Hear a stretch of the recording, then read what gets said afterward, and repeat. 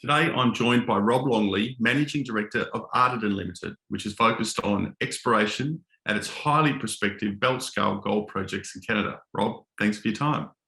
Jumping straight into it, Artisan recently released its quarterly report. How significant are the results you've received to date from the Western Hub in Pickle Lake, and what do they mean for the company's geological modelling? Oh, great question. I think the quarterly, we got that out nice and early because I think there's a lot of good news in that.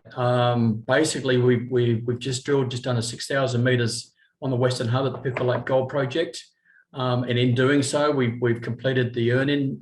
So that's going to shortly be, once we complete all the reports, 100% ownership of the entire project, which is fantastic. A really strong cash balance, over $4 million in cash.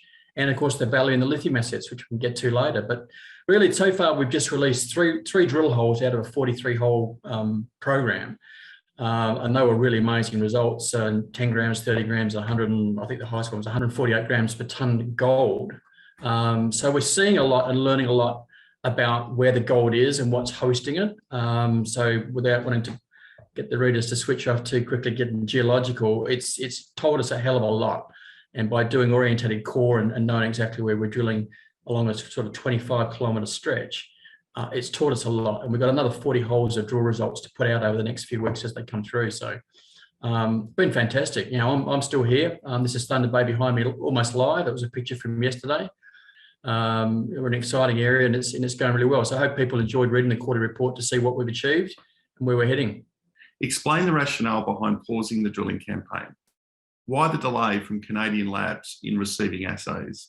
Yeah, there's a couple of things in there. I think, firstly, we've got to a point where our drilling's got ahead of the results. So in order to make sure we're drilling exactly where we want to and be really diligent with shareholders' money where we're putting the drill bit, as I said, we've achieved 6,000 metres and we want to make sure the rest of that drill program is really targeted back on where the results tell us we're going to get best bang for buck. So we're not a big company and it was just a one rig program. It was a good chance just to take a breather, get those results in and work out where we're going to put the next ones, make sure we're in the right place and really focusing in on what's the most important part. And in terms of the lab, it's a bit of lab and a bit of logistics. You know, we're in a remote site way away from the labs.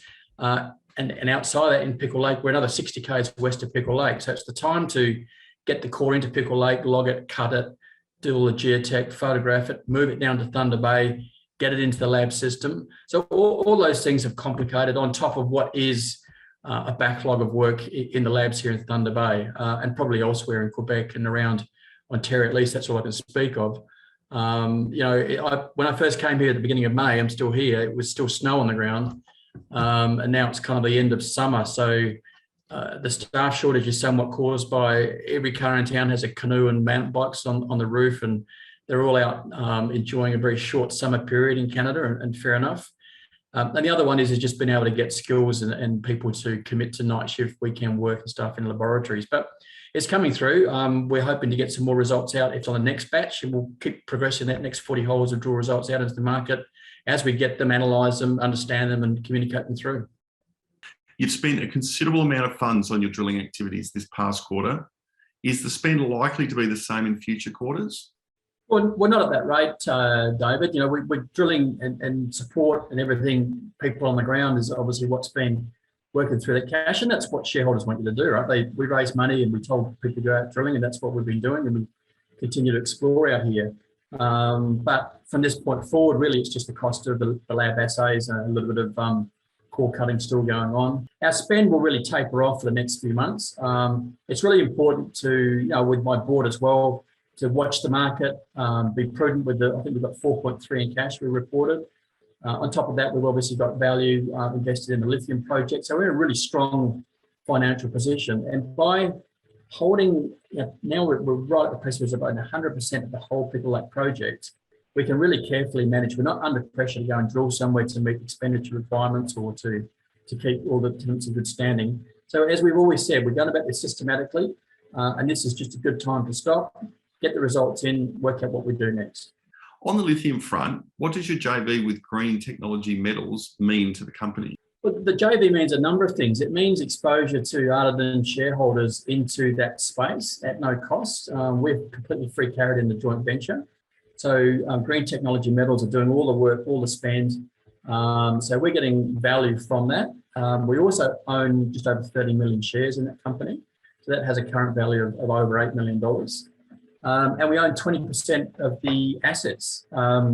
So there's a long-term or medium-term, long-term investment there for Artidan shareholders. And those that participated in the IPO last November and are now GT1 shareholders or perhaps exited at $1 or something have really got a good opportunity at a 20-cent IPO price to make money there as well. At the end of the day, that's what we're all about, is creating projects, doing exploration and development work that adds value to shareholders and gives them an opportunity to invest in this space. Artidan really is all about gold, but having that 20% lithium holding is a fantastic asset to have in conjunction with that to sort of hedge ourselves between the two without having to spend any money at all on lithium.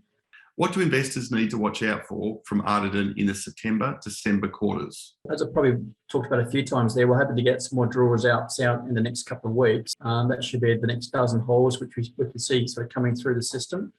And Hayden, our exploration manager, is putting that together back in Perth with our other structural guys. It's really important to understand what those results mean. This is a bit of a scientific drill program along a long stretch to make sure we understand what's happening to gold mineralisation. As well as that, as I mentioned, probably again ad nauseum, is we've completed, it was really important to complete the work on the ground on the urn in the New Patricia. So just to de-risk that ownership, we need to submit the reports on that work to get the benefit for that and tick the box that that's now 100%. And the party there, Xyro, Shastra, are really good partners there. They absolutely believe there's a tier 1 deposit on their ground, which will soon be our ground, but they're kind of in with it. For us, they're geological nerds as well and well respected, and we hope they stay with us because that team is really well connected through financial circles certainly in Toronto and Canada, and they'll be good partners to stay with.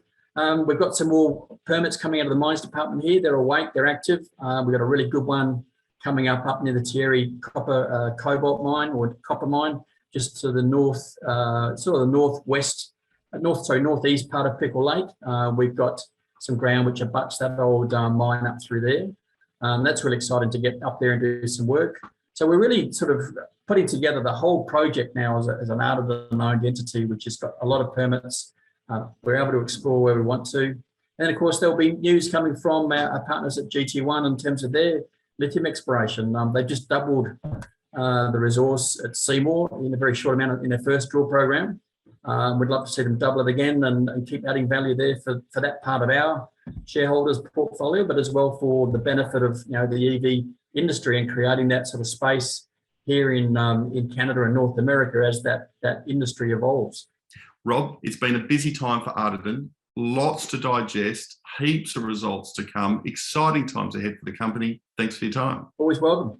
Thanks guys. Appreciate it.